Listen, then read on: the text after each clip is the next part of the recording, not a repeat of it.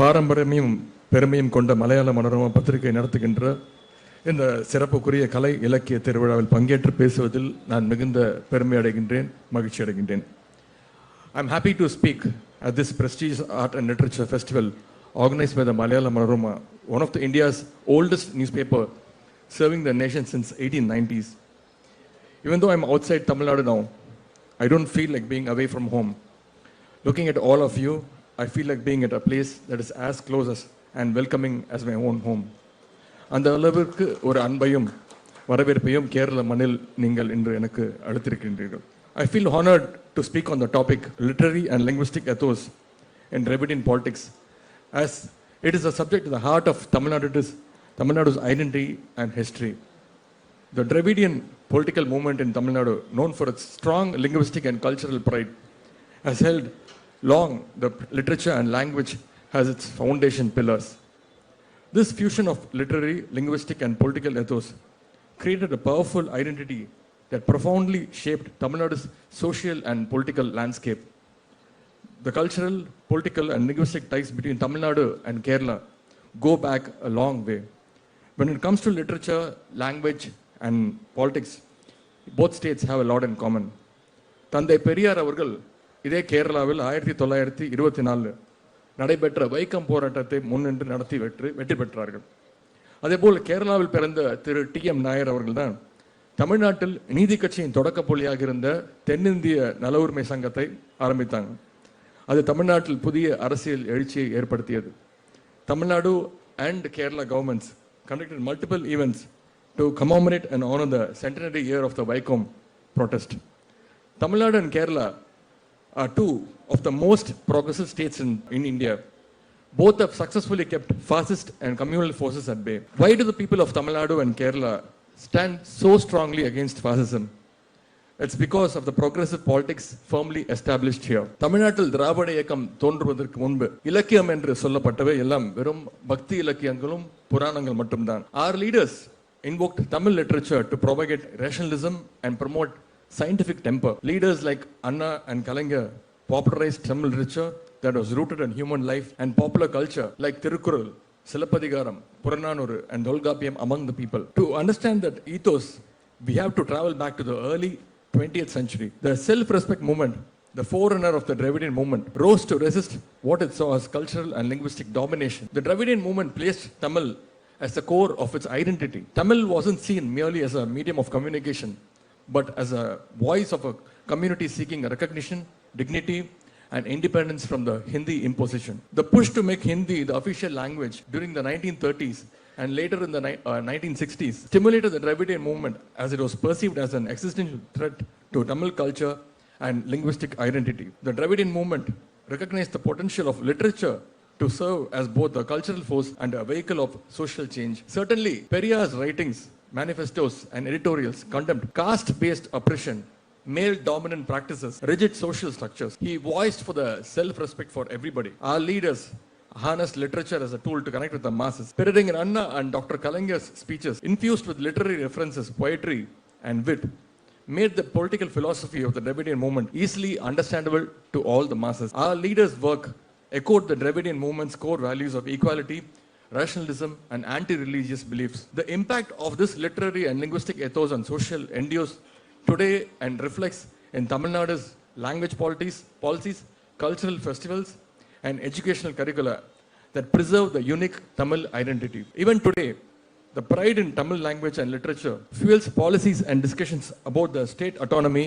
and cultural excellence. Earlier, Tamil Nadu's stand of linguistic insubordination had been seen as a divisive by the nationalists of that era. They thought our opposition to Hindi imposition would eventually lead to the nation's disunity.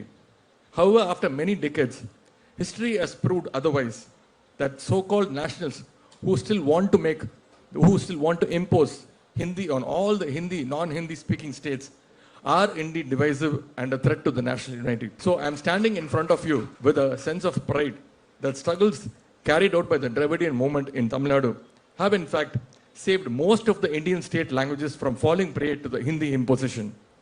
இன்றைக்கு இந்தியாவில் மாநில மொழிகள் உயிரோடு இருக்கிறது என்று சொன்னால் அதற்கு மிகப்பெரிய காரணம் நாங்கள் சார்ந்திருக்கக்கூடிய திராவிட இயக்கம் என்று சொல்லிக் கொள்வதில் நாங்கள் மிகுந்த பெருமை கொள்கின்றோம். The Dravidian movement also attempted to rationalize the Tamil language itself.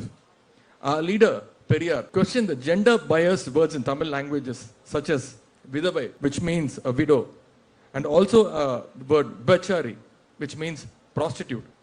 And Periyar asked what equivalent words were there to refer to a man who loses his wife and the one who visits a prostitute. Surprisingly, Periyar raised these issues when feminism has not even caught the imagination of the European societies. Dravidian politics questioned all the pre-existing interpretations over Tamil literature, and it introduced fresh and progressive meanings. This is the main reason Tamil has become a political weapon of the Dravidian movement, with which it was able to rally large numbers of people, particularly the working class. As Dravidian leaders expanded the reach, Tamil cinema became an influential platform to amplify the Dravidian ideology. Before 1950s, Tamil cinema was heavily Sanskritized and released with anti-scientific themes. That era cinematic language was accessible mainly to the upper caste and the affluent audiences. Downtrodden people watched cinema, but they hardly understood anything. It was the advent of the Dravidian movement that changed the situation. However, later, after the 1950s, cinema emerged as a dominant medium for political messaging, with movies delivering socially conscious narratives and dialogues that resonated with the masses. Dialogue writing became an art form through which the political ideals could be seamlessly woven into entertainment, achieving unprecedented reach among both the urban and the rural audiences. Peraringer Anna's movie, Velaikari, a drama that laid bare the injustice of caste and class, resonated with audiences and showcased Tamil literature's potential for societal transformation. Dr. Kalaigner's famous movie, The Parasakti, reshaped the screen language of Tamil cinema world. Dr. Kalaignar infused his screenplays with messages that challenged caste hierarchies, advocated for rationalism, and questioned traditional authority. His use of culturally resonant dialogues made the Dravidian ideology relatable and impactful, paving the way for political aspirations through the emotional power of cinema. Before entering politics, as you all know, I had a small stint in the Tamil film industry. The Tamil film industry is doing business with billions now. Similarly, we have a very thriving film industry in Kerala. In fact, I like most of the Malayalam films being made in the recent times. Likewise, Telugu and Kannada film industries are also performing very well. But think for a moment, does any other language in any North Indian state have spawned a vibrant film industry like in South India? The answer is a very big no. Almost all the languages spoken in the North Indian states have given way to Hindi. As a result, they have only Hindi films, that is Bollywood. Mumbai is extensively producing only Hindi films now, not Marathi films, not Bhojpuri, not Bihari, Haryanvi, and Gujarati films industries. They receive far less attention compared to Bollywood and Hindi films. Sadly, many other states in North India do not even have their own film industry. If we fail to protect our language, then Hindi will take over our culture and erode our identities. அதனால்தான் திராவிட இயக்கம் ஹிந்தி திணிப்பை எதிர்த்ததே தவிர தனிப்பட்ட முறையில் ஹிந்தி என்கின்ற அந்த மொழி மீது எங்களுக்கு எந்த வெறுப்பும் கிடையாது. Let me present you with a situation in colonial Tamil Nadu a century ago. In the cultural domain, those who spoke Sanskrit were held in high regard in the society. Sanskrit denied equality, honor, and progress to the Tamil masses, especially to the lower caste, women and the working class people. முன்னொரு காலத்தில் தமிழ்நாட்டில் கலாச்சார விஷயங்களில் சமஸ்கிருதம் பேசுவர்கள் தான் அதிக மரியாதை தரப்பட்டது. If someone wanted to become a doctor back then, they had to pass entrance exam in Sanskrit. Is there any connection between a medical exam and the language Sanskrit? A huge no. Just like NEET today prevents students from the rural, backward and marginalized backgrounds, Sanskrit was once used as a barrier to keep many from studying medicine. It was the Justice Party that eventually removed this mandatory Sanskrit requirement for the medical admissions. In 1920s, a Sanskrit professor at a Madras University received a monthly salary of rupees 200, while a professor in a Tamil department earned a salary of rupees 70 per month. I think you people might very well know which community would have benefited out of Sanskrit. A significant aspect of the Dravidian movement was its emphasis on the linguistic purity, or it's called a Tani Tamil Iyakam, a pure Tamil movement, which aimed to eliminate Sanskrit influences from Tamil. By consciously developing vocabulary that avoided Sanskrit roots, Dravidian leaders and intellectuals promoted a form of Tamil that reinforced Tamil Nadu's cultural autonomy. Thandai Periyar launched a vehement propaganda against the Sanskrit supremacy, which was forced upon the Tamil people in their ritual and cultural activities. However, at the same time, Thiru C. Rajagopalachari's government decided to introduce compulsory Hindi in the schools in the 1937. Periyar predicted that they were imposing Hindi first with the aim to bring in Sanskrit subsequently. Hence, Periyar announced agitation against the move to introduce Hindi in the schools. This protest started in 1937 and continued till 1940s. This protest succeeded in preventing Hindi imposition.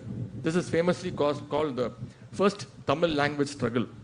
தமிழ்நாட்டில் ஹிந்தி தீர்ப்புக்கு எதிராக 100க்கும் அதிகமானவர்கள் தங்களுடைய இன்னுயிரை நீத்தார்கள். அவருடைய தியாகத்தை போற்றும் வகையில் ஒவ்வொரு ஆண்டும் ஜனவரி 26ஆம் தேதி திராவிட முன்னேற்ற கழகத்தின் சார்பாக மொழிப்போர் தியாகிகள் தினம் பொதுக்கூட்டங்கள் ஒவ்வொரு ஆண்டும் நடத்தப்பட்டு வருகின்றன. மொழிப்போர் தியாகிகள் நினைவாக மணிமண்டங்கள் கழக அரசு கட்டியுள்ளது. அதுபோல் அவருடைய குடும்பத்தாருக்கு ஓய்வூதியம் வழங்கப்பட்டு வருகின்றது. தமிழ்நாட்டுடைய முக்கிய சாலைகள் மேம்பாலங்களுக்கு மொழிப்போர் தியாகிகளுடைய பெயரை முத்தமிழர் கலைஞர் அவர்கள் சூட்டியுள்ளார்கள். Even last month, Doordarshan's Tamil Nadu division, DD Tamil, hosted a Hindi month celebration. Our Tamil Nadu governor, Thiru R. N. Ravi, also participated in it. Our party, DMK's student wing, held an agitation before the DD Tamil office in Chennai. Our Dravidian model government's Honorable Chief Minister, Thiru Muthuvel Karunanidhi Stalin, came down heavily on the governor because the governor had the history of evading Dravidian ideologies. The DMK continued to champion the Tamil pride in the face of policies seen as a threat to the Tamil identity, such as the new education policy and initiatives for centralized education standards. These policies, such as the NEET, undermines Tamil Nadu's autonomy, leading Dravidian parties to reinforce the commitment to Tamil pride as both a cultural and political stance. The modern Dravidian ethos continues to invoke figures like Thiruvallur, the legendary Tamil poet, as symbols of the regional pride and cultural depth. However, the fascists steal our poets also by coloring them with saffron. The Dravidian ethos is also reflected in Tamil Nadu's language policies in educating and public life, maintaining a strong focus on Tamil as the state's principal language. All the political parties in Tamil Nadu, except the BJP, need to emphasize the two-language formula introduced by the DMK in order to survive in the Tamil Nadu political landscape. You may remember through R. N. Ravi refusing to read the word Tamil Nadu in the state assembly, and instead he used the word Tamilagam. However, our Honorable Chief Minister, he boldly passed a resolution inside the assembly, rejecting what was read by the governor and accepting what was originally written in the speech prepared by the Tamil Nadu government. This sentiment, this emotional bond with our language, literary works, will continue forever. The states of Kerala and Tamil Nadu have a deep love towards our culture. We both of us face a threat from the BJP, which is trying to impose its vision of one nation, one election, one culture, one language, one food, one dress code, and one religion on us and all other Indian states. Let us join hands and stand together to protect our languages, our cultures, and our literature from all the states in India, especially from the fastest force of the BJP. And I want to tell you that I still have the brick safely with me. And whenever the union government is allotting the fund, I'm ready to give it to the government. And in conclusion, I'm proud to say that I come from this Dravidian legacy. I represent the idea of Dravidian life, and I will do it till the end of my life, whether we are in the power or not.